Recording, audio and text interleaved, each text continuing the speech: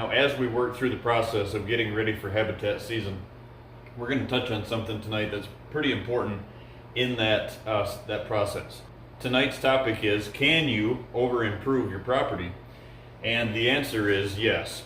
So we're going to talk about the ways that I see that the ways and the reasons that most properties, small parcels and large parcels included, the biggest reasons why they are so easily over improved. So we're going to start with the number one thing here. Obviously, this whole system that we talk about, the videos that we do, all revolves around habitat, trying to get that habitat correct in the right areas at the right time for the deer during the right time of the year. If you don't start with a great habitat base and you don't understand where habitat should be and what the habitat should be itself, then it's a vicious circle that you will continue to chase. So at the forefront here, we're going to talk about habitat. Habitat is viewed in a lot of different ways. There's a lot of ways to get to the end goal of correct habitat, but as I said in the beginning, habitat has to be in the right spot at the right time on your property, and it has to fit your property. Just because it's right for someone down the road, just because it's right for someone in a different state, doesn't mean that it's right for you and your property. So on the habitat situation here, we're going to add the word ag. To me, that is another very, very important reason to tie to the habitat spectrum when you're putting a property together. Now, the reason that I added that in there at this point is because before we highlight this any further, there's a topic that I want to touch on here, that the reason that folks over improve their property, over improve their habitat, is because it's done in the wrong places, not tied to agricultural aspects or agricultural influences in the surrounding area. Your habitat on your property has to fit a design. The biggest thing that I see folks doing, that the improvements are over improved, the habitat in general is over improved. The number one reason that is because they don't start with a foundation. They don't start with you can call it a design, you can call it a goal, you can relate it to my analysis package, whatever that term is that you want to label that starting point of habitat improvements. That is the number one thing that it influences and creates properties being over improved. Now, can you over improve? Can you still try to work forward to the correct habitat on the correct property, making that perfect whitetail property, and not have a fear of going overboard and improving that property? Yes, you can. The ones that I see that happen incorrectly and get themselves into trouble, the landowners get the property into trouble, is because of this, not that set in stone design to work off from for if you want to do it all in 2 months, 1 year, and then you want to tweak it for years to come, or you want to take that design analysis package goal, if you want to take that and you want to work over it for 10 years, at least you have to have a platform to work off from, and you have to know your limits at the end of it. Now, is there stuff that you're going to learn about the property from the analysis package once it's done, the design is done, once we come to your property, or you put a plan together and you take all this information and you really feel that strongly about the direction that you're going on your property? Can you continue to learn? Will you continue to learn and implement the correct steps that you need to get to the end? And the answer to that is a very powerful yes. That's the process. That's the strength of having that design, and like I said, that platform set in place, because the ones that don't have that are the ones that get themselves into trouble with over improving because of this reason. You do this year, and then the next year, folks such as myself release a bunch of videos, and this guy says one thing, that guy says another, this neighbor says one thing, that neighbor says another. There's 2 or 3 hunters in the same camp. One wants to do one, wants the other. All of a sudden your brain starts to churn, and that's this time of the year when I don't know what the percentage is, but a lot of the clients that reach out, new clients that we haven't worked with before, that I haven't set foot on, their old property or any of their properties. The biggest thing that I can tell you that I hear is a couple of things. One, folks are reaching out because before they do the improvements, they do not want to get themselves in trouble and go backwards. And that's a great feeling to me that folks they know enough about the property, or they know where they just purchased a property that it's got that much potential and they want to do it right.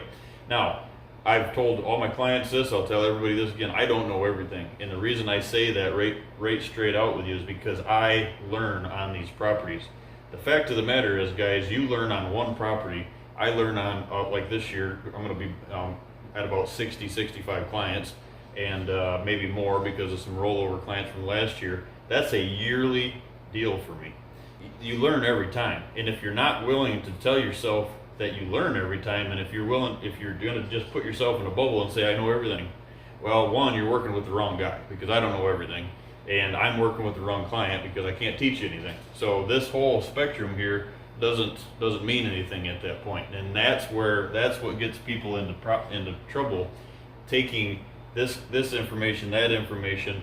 So my goal is with this business is to teach proper habitat at the right time in the right place. One of the next thing that we're going to talk about here is TSI, and the reason that I put TSI on there is because TSI, and we're going to do the same thing that we did with ag, I'm going to add deer numbers to this right here. TSI and deer numbers, to me, are connected through a process as well. TSI gets folks into improvement issues because of the fact that select cutting is a huge deal. Folks, even if it's not a return on investment that you want to try to get back in your pocket, like we talked before about that initial money up front from a select cut or whatever that is, you're being influenced on habitat. You're being influenced on creating habitat, the proper habitat, wildlife habitat, by somebody that's intention when they come in to do TSI, a logger, a forester starts it, a logger finishes it. That their intentions are to make money. Their intentions are to make you money, so they make money. Their intentions are not to figure out where the habitat needs to be more correct than other places. They're not there to try to take time to figure out where your accesses and your exits need to be and create non-deer area, because most of them that you ask, outside of someone that works hand in hand with a whitetail consultant, what they're going to tell you is if you do a heavy select cut, if your property needs it, and they know what they're doing. They're there to make money through TSI, marketable timber. That's what they're there to do. The problem with that is, like I always say, and I've said this once, I'll say it 1,000 times, is once you enter that system with somebody, you have to know that you are taking your habitat, if you're not cutting non-deer areas, and you're not cutting those areas where they're not in the transition area where your stand is. You're not opening up the canopy too much in the wrong place. You're not going in and clear cutting the entire spot where you shouldn't be clear cutting it. You should be select cutting it. That is where the problem is it transfers your habitat from the bottom of your property to the top, and the entire property is now will regenerate and start making habitat. But is the habitat in the right spot? So there's a big difference between can you over improve a property and can you over improve a property in the right spot, and that's a huge deal to me. You can take an area that needs whitetail habitat improvements, and you can take the advice of someone that wants to do TSI, and you're pushing against each other. It's not the same. It's not going to work. Now, if you buy a property and your initial goal is to cut that to get some of the money back at the start of the project, or you're 10 years into a property and you want to try to get some money to put in your pocket to fund a bunch of stuff that you need to do for the whitetail improvement, for the whitetail habitat, then the emphasis is correctly driven towards TSI, because there's right now, obviously around the country, there's a few spots that it's a little bit different, but most of the time your TSI, your mature timber right now, your value of your timber is in the tank. So you got to weigh that out. But most of the time you can get the fundage out of there to fund most of your, if you do it yourself especially, to fund your project. How does that tie into deer numbers? Well, the reason for that is if you are trying to your food plot. Let's start with your food plots, your food sources, your agricultural. If it's in a spot where you have more acreage to plant. If it's on a small parcel and we're talking food plots, let's start with the destination feed location. If you're doing the TSI along there and you're trying to promote as many deer into that property as you can, that is a deer number situation that you have to determine. Is it the number of deer in general, or is it the number of does? Because that's a huge deal. Are you trying to put the does in the right spot because of the right habitat, or are you trying to make secluded areas where you're trying to influence more buck attraction during that the daylight hours closer to your property? And these two together is if this TSI is done to create wildlife or whitetail habitat, and it's done in the wrong areas, you're going to place your does in the wrong spot. Your does aren't placed correctly, your bucks aren't going to be placed correctly, and you're going to put the deer, you're going to put those mature bucks too far outside of the daylight window. How do I know that? Because I've been there, done that, bought the t-shirt. But when we started it, we improved it through TSI, because years ago that was the thing to do to create habitat improvements. Well, what we did is we initially over improved it right off the bat. The problem is we over improved it right off the bat through what we knew at that time, and we over improved it in the wrong places. So the entire time that from the day one that we started it, we were fighting against ourselves, and that's why my analysis package was born. I learned real quickly in this game that you have to have that analysis package so you don't get caught in a trap of over improving and taking too many things out, out from the outside influences and trying to implement it, and then getting into a situation where you want to, like we're touching on here, take that money from a TSI improvement, dump it in there, and just keep adding to the problem. At some point, I always reference this to my clients. At some point, you get to a point where you need to cauterize the bleeding, and you need to start fresh. And that's where I come into it when folks reach out. It's a fresh set of eyes, and it's time to take what you have and make it better. Third thing on the board here is the number one reason why folks over improve their property. So the question is, can you over improve your property? The answer is yes, in a lot of different ways. The reason is, the number one reason that you can over improve your property is this. The number one thing that I see is folks believe that it costs too much money. It costs too much money up front to hire a whitetail consultant and to help put your property together. I used to hear that a lot from people that reached out or talking kind of chatter in the background, if you will. You hear comments on a social media post or something like that. But that over time has been, I don't hear that through the phone conversations that I have with my clients when we start the process of getting to their property and helping them. And the reason is they found out that it's not that expensive to start the right way. Hiring a consultant, let me back up, hiring the right consultant puts this all into perspective, because at some point, if you can do it yourself, and I always want to make a point on that, I'm not saying that hiring a consultant is the only way. That's why I do this. Obviously, that's why I do this free information on YouTube. I'm not saying that it's the only way to make a design, and I'm the only one, or other guys that are doing this in the industry are the only ones. You have to hire a whitetail consultant, or your property is never going to shine. And I've said that before in videos, and I'll say it again. But what I'm saying is you have to treat this process. Maybe the best way to explain it is you treat the process like you're the consultant, and implement all this free advice. Because if you don't start with that mentality, or you don't reach out and hire someone, you're gonna find out real quick that the hard way, the school of hard knocks, if you will, that it's not that expensive. Because over improving the property starts with this thing right here. The number one reason is because folks try to do a little here and a little there and a little here and a little there, and it's not the stepping stone that we implement for you into a analysis package, or I implement for you into an analysis package. I'm not sure about how everybody else does it in the industry. This is how I do it. I have a stepping stone, a ladder that we build through the analysis package to get you to the end goal, to bring that potential, like I say, these properties to the surface. Without that ladder, without that mentality, you take too much advice, a little here, a little there, and a little here. I talked to a gentleman the other day that had 40 acres. He had 20 licking branches on his property. He was running like 20 cameras.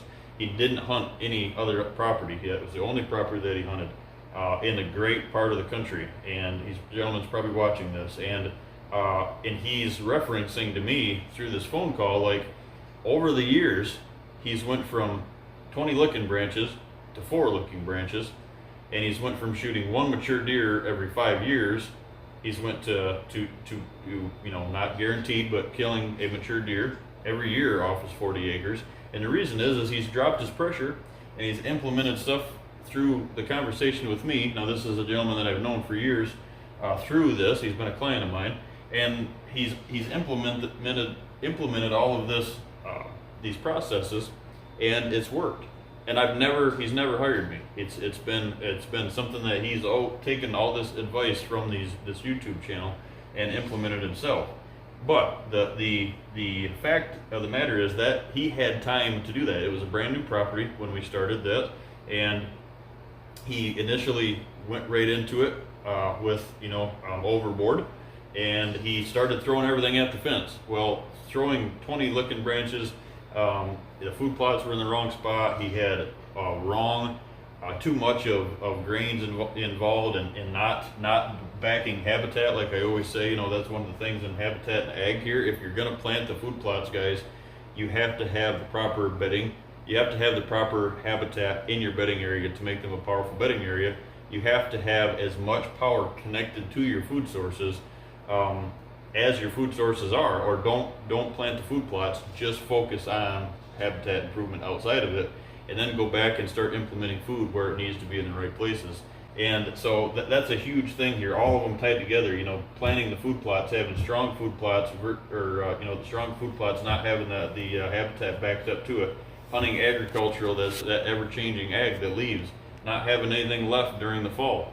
The TSI, doing a select cut, trying to get money, implementing that money in just bedding areas on food plots, showing up, and there's no browse in these bedding areas that maybe they had hired a customer has hired someone to put this bedding area together, and there's no browse in it. It's not a bedding area.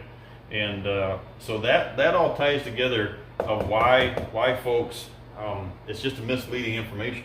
And that's one of my goals is I'll continue to try to teach that, is it's not that expensive. If you can't climb to the top of that ladder, then none of this matters, because you're going to start grasping things from the outside, and then you start implementing. You start using screening for accesses. You start the wrong screening, I should say. You start tipping trees down for hinge cutting that we've talked about along the way now, and all of that stuff ties in, because it's information that other folks such as yourself are trying, because they also heard that it was the thing to do. So that's none of this is meant to sound cocky, and it's really not. It's meant to really make a strong point here, because there was a lot of other videos leading up to this one here, guys, and you can over improve your properties in the wrong spot. One of the biggest areas that I see it improve to the wrong spot is along your accesses, too close to your accesses, and that sounds very simple, but it happens over and over and over again. Is you take an area and you start improving it too much, and you start implementing things here, and then you implement some more bedding, and you take some of your switchgrass away and you put it into pine trees, and you start doing too much on your property, and next thing you know, you can't get in. You can't get in the driveway.